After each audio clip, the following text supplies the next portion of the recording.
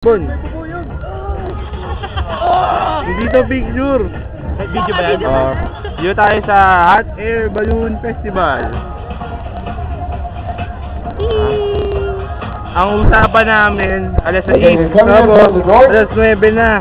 Okay, alright, so on standby. We're going to have ultralight formation flying and flower bomb dropping demonstration later on.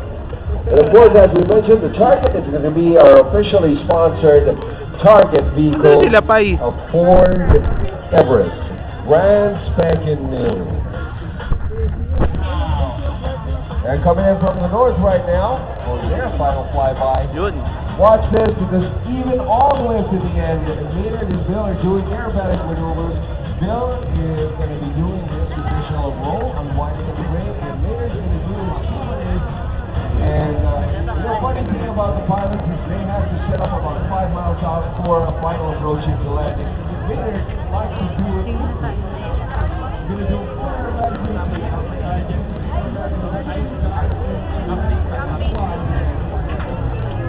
Ang daming sanggi.